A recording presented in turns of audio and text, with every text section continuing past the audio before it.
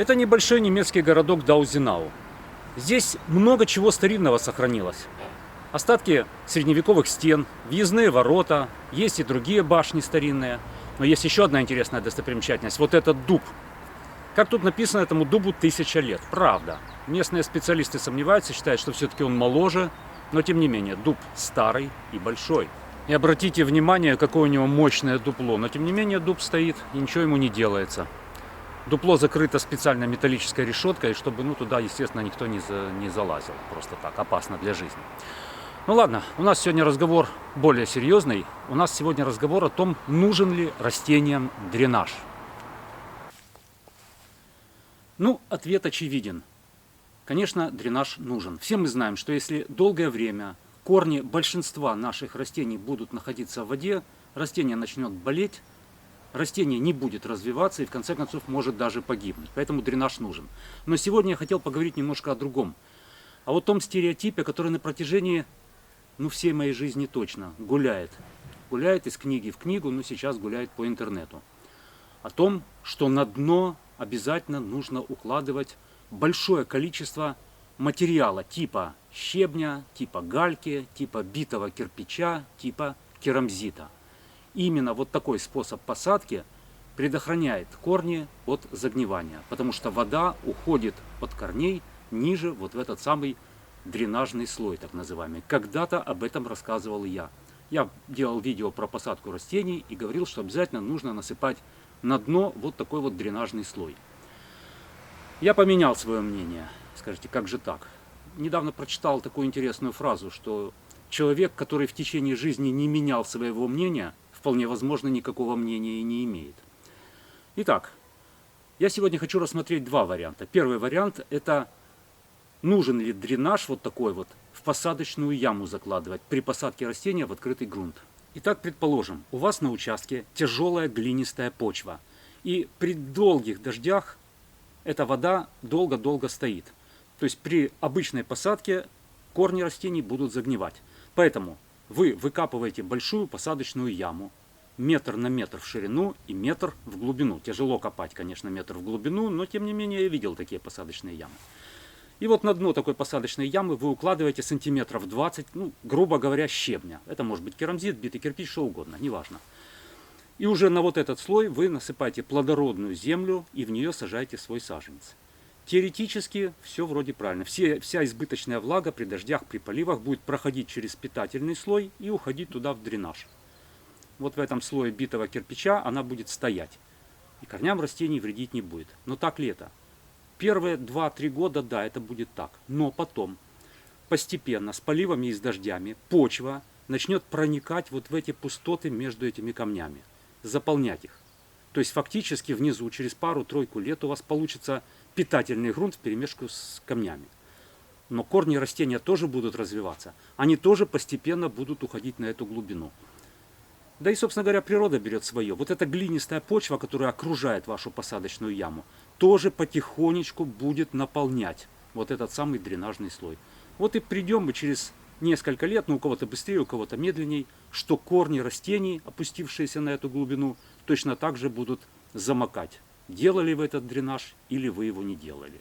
Поэтому я считаю, в данном случае это не вредно, но это и не полезно. Это просто напрасный труд, на мой взгляд. Теперь второй вариант рассмотрим. Нужен ли дренаж при посадке растений, которые мы выращиваем в контейнерах? Основной аргумент противников дренажа в контейнерах состоит в том, что они говорят, в питомниках производители посадочного материала никогда в контейнеры не закладывают дренаж. Абсолютно верно. Почему? Обратите внимание на сами вот эти вот технические горшки, в которых выращиваются саженцы. Там, как правило, очень крупные отверстия. И мало того, что крупные отверстия, еще сейчас стали делать донышко с пазом с таким, чтобы даже если этот контейнер стоит на поверхности земли, чтобы ни в коем случае там не застаивалась влага, вытекающая через эти крупные отверстия. Чтобы она вообще оттуда вытекала и там, чтобы все время проветривалась. Мало того, наполняются контейнеры плодородной смесью. Но, самое главное, эта смесь рыхлая, на основе торфа или бесторфяные сейчас смеси делают на основе компоста. Тем не менее, смесь очень рыхлая, и влага там ни в коем случае не застаивается. К слову сказать, некоторые производители контейнерных саженцев у себя в питомнике обустраивают так, чтобы вот эти контейнеры с саженцами стояли не на земле где-то, даже застеленной агротканью, или на асфальте, например, а ставят их на сетке или на решетке. Это так называемая воздушная подрезка корней. То есть корешки рано или поздно начинают вылазить через дренажные отверстия в контейнере, и они попадают на воздух. Естественно, они подсыхают, и, естественно, вот эти кончики отмирают. Это приводит к тому, что корни из контейнера не вылазят, а наоборот, корни больше растут в объеме вот этого самого контейнера. Стояли бы они на земле, они бы там росли, потому что там все время влажная такая поверхность.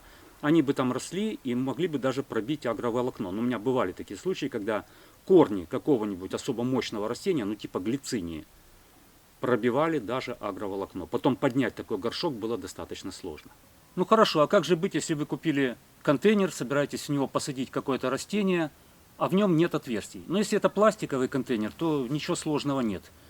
Сделайте отверстия, но, повторюсь, сделайте их большими. Не шилом эти отверстия делайте, а возьмите толстое сверло, просверлите, в конце концов раскалите гвоздь, зажмите его в плоскогубцы и как следует сделайте большие дренажные отверстия. И много их сделайте, чтобы влага обязательно хорошо отходила. А что делать, если у вас глиняный горшок и одно маленькое отверстие? Рассверлить его, ну, проблематично. Обязательно такой контейнер наполняйте рыхлой смесью, чтобы вода ни в коем случае там не застаивалась. Чтобы после полива она буквально сразу вся вытекала. Ну и, наконец, третий вариант, самый сложный. Дело в том, что некоторые сажают в глиняное кашпо. В кашпо нет отверстий, они для другого предназначены. Но, тем не менее, вот красивое кашпо хотят люди в него посадить. В принципе, можно в него посадить, но нужно учитывать такие важные вещи. Как я уже сказал, обязательно наполнить рыхлой смесью, чтобы вода ни в коем случае долго не стояла, а уходила вся на дно. Второе. Обязательно тщательно дозировать эту самую воду. То есть поливать не так, как обычное растение, а поливать гораздо меньше. Потому что немножко вы полили его, вода ушла вниз, потому что почва рыхлая в этом контейнере. И потом достаточно долгое время, ну если это не жаркое время, достаточно долгое время как бы влагой подпитывает ваше растение. Очень дозированно и точно нужно поливать. Ну и, наконец, третье. Правильный подбор растений. Дело в том, что некоторым растениям застой воды совершенно не страшен. Ну, классический пример — гортензия. Для того, чтобы гортензия хорошо себя чувствовала, рекомендуется ноги держать в воде. То есть это значит, что после полива вода в поддоне должна быть постоянно. Вот тогда гортензия чувствует себя хорошо. А, скажем, такое растение, как драцена, я когда-то посадил в кашпо. И, естественно, перелил. Драцена категорически этого не переносит. Начала болеть, пришлось срочно пересаживать в обычный горшок с отверстиями. Поэтому имейте это в виду. Правильный выбор растений, правильный полив, четко дозированный, и рыхлая смесь, чтобы ни в коем случае влага долго в этом самом кашпо не стояла.